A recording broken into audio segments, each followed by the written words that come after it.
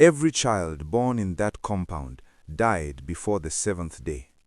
No sickness, no warning, just death, like it was waiting. People in the village of Umueze avoided that compound. Even in the afternoon, people did not pass close to it. Goats would refuse to enter. Dogs would bark, then run away. It stood at the edge of the village, quiet, almost forgotten. 4 houses inside, 1 well in the middle, and a silence that never felt normal. They said the land was cursed.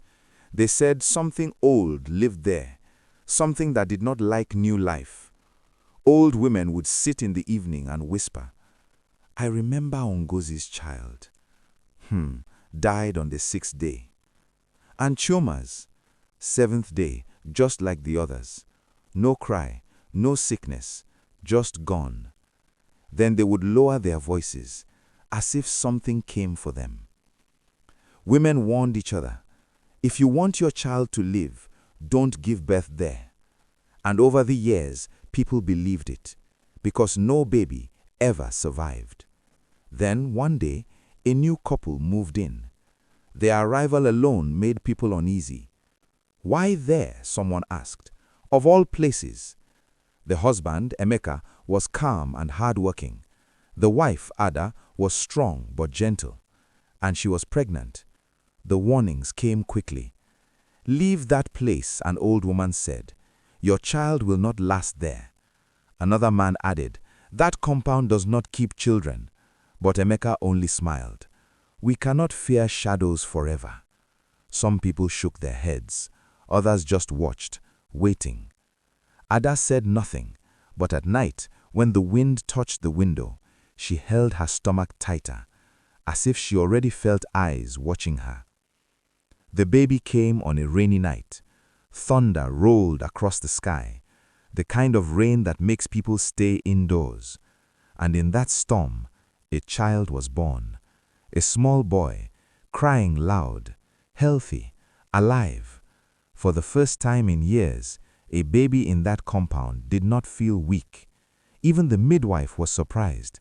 "This one is strong," she said quietly. The neighbors watched from a distance. No one came too close. Day 1, the baby laughed in his sleep.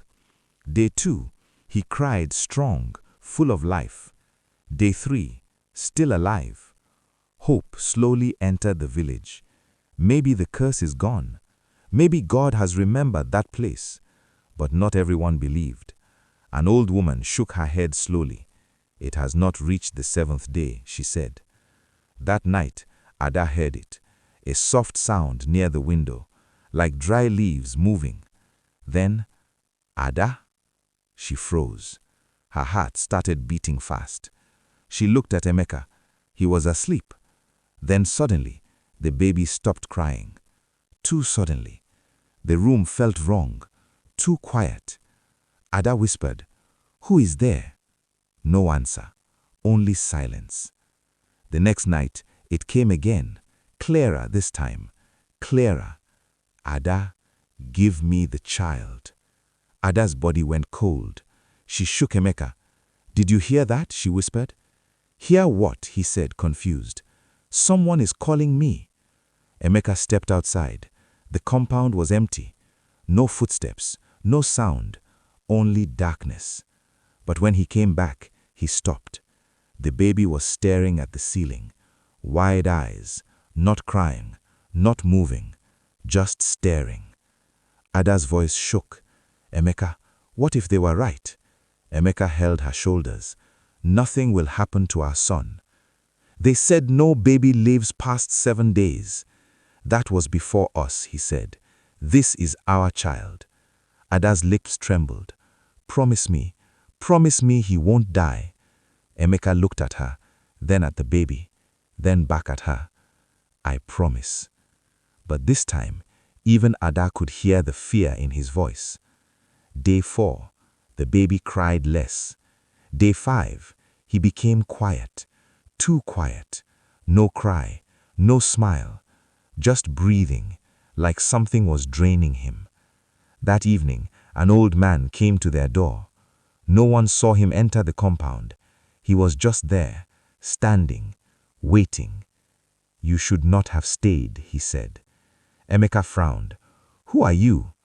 The old man ignored him. He looked straight at Ada. "That child does not belong here." Ada stepped back. "What do you mean?" The old man pointed to the ground. "This land was paid for long ago, with blood." Silence filled the room. Then he said, "Every child born here replaces something that was taken." Ada's heart started racing. "Replaces what?" The old man's face did not change. "Something you cannot see." That night, the voice returned, but this time it was angry. "Ada, you are keeping what does not belong to you." The baby screamed, loud, painful, like he was being touched by something no one could see. The room turned cold. The door creaked open, slowly, by itself. Emeka ran to shut it, but it would not move, like something was holding it open. Then Ada saw it. Outside, near the well, a shadow, not clear, not human, standing still, watching, waiting. Ada broke down. "I will not lose this child," she cried. Emeka held her, but his hands were shaking. "What do we do?" he said. "They want to take him." "No one is taking my son," Emeka shouted. Ada turned to him, her voice sharp, desperate. "Then help me. Don't just stand there and be strong. Do something." That silence changed everything. For the first time, Emeka looked afraid, not worried, afraid. Day 6 came, the longest day of their lives. The baby barely moved. His breathing was faint. Ada did not sleep. She did not eat. She just held him, watching, waiting. That evening, an old man returned. "You still have time," he said. "Time for what?" Emeka asked. "To break it." Ada stepped forward. "How?" The old man pointed to the well.